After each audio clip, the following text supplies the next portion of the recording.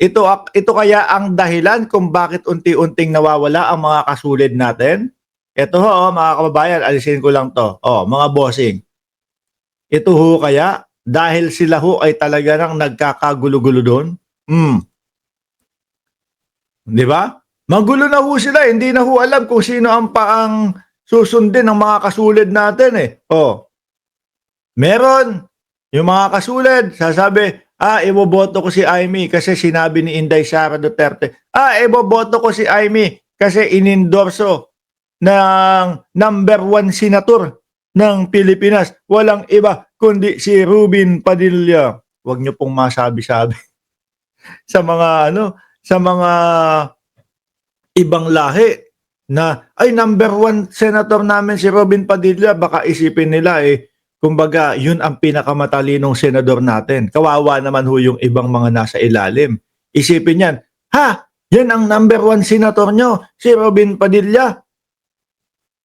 Paano na yung number 2? Number 24 hanggang 24, paano na yun kung number 1 senator nyo?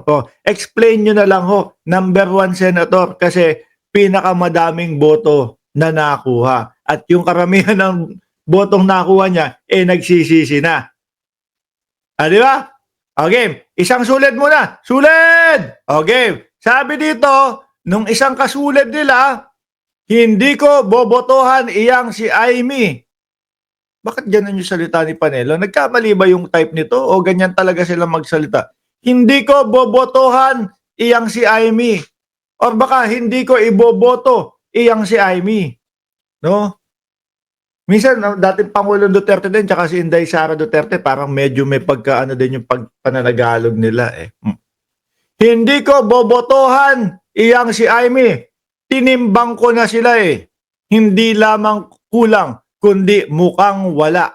Bokya. Madami ho sa kanila, ayaw pa din iboto si Amy Marcos, mga kababayan.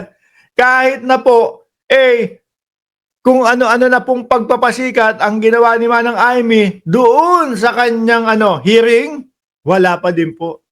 Hindi pa din po nakuha ang simpatya o hindi pa din po nakuha ang puso ng mga DDS. Halata naman po kasi talaga, mga kababayan. Di ba? Ngayon, sila Harry Roque, naiipit ka ngayon dyan. Dahil alam ko, hindi mo naman kayang sabihin dahil hindi naman totoo. Ano sinasabi nila Harry Roque kay Manang Amy?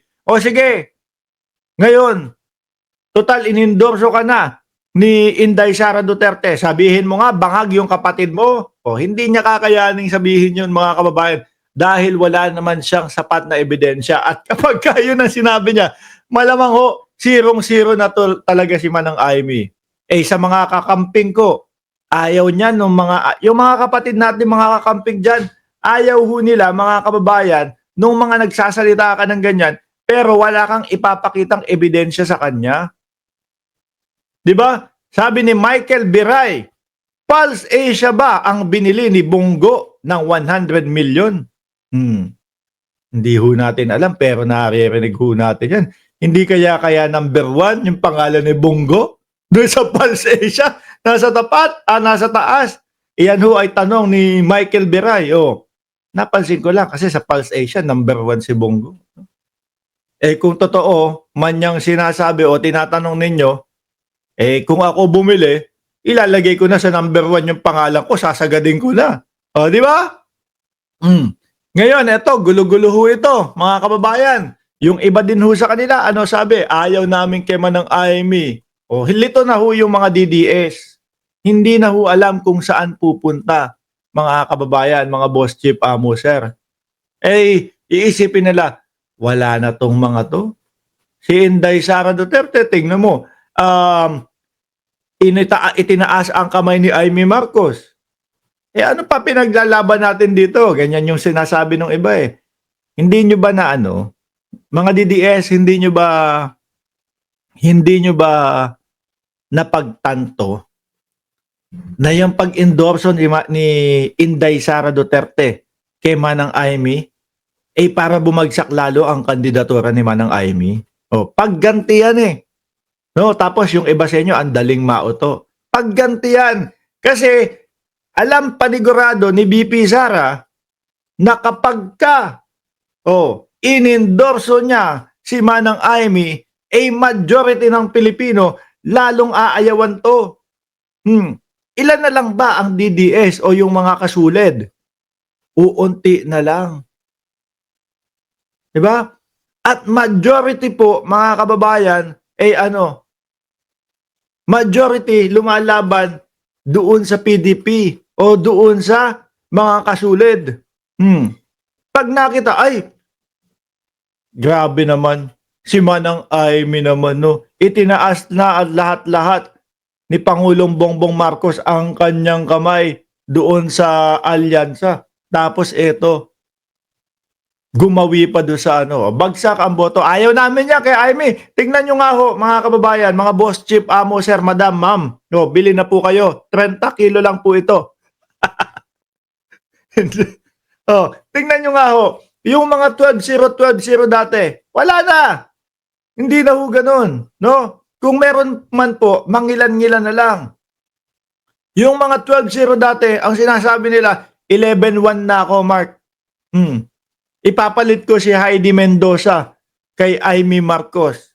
Kasi makatutulong si Heidi Mendoza sa pagsugpo ng magnanakaw sa gobyerno. Yung iba naman, 10-2 na ako, Mark. Bakit daw? Isasama daw po si, pangalan nito? Si Mark Gamboa. Mga kababayan. Si Mark Gamboa at si Heidi Mendoza, 10-2 na daw po. Aalisin yung Camille Villar. Yan yung mga yan, mga bossing chief amo, sir. Lalo na si Villar. Kung alam nila at kung ramdam nila na malakas ang kandidatura ni Camille at hindi napupunta sa 12 o 15, kung alam nilang malakas yun, mga kababayan, hindi ho yan makikitaas-taas ng kamay o hindi hihingi ng ng endorsement o endorso kay Inday Sara Duterte. Hindi ho yan magpapapicture. Although alam natin na sila po ay mga maka-Duterte pero hindi yan magpapapicture. Di ba? Mga kababayan, hindi ho magpapapicture yan. Bakit? Alam nila, lalong aayawan sila ng mga nasa alyansa Di ba? Kaya ho, pumupunta yan dyan, papapicture kasi subukan natin, baka kaya tayo inaayawan ng mga DDS kasi nasa alyansa tayo. Ganyan ho, mga kababayan. Ayaw sa atin nung mga alyansa, kahit nandito tayo sa alyansa, subukan natin do sa DDS, baka umangat yung ating survey. Pero eto ho, mga boss, chief, amo, sir, no? Wala tong dalawa na to. Si Amy, si Camille,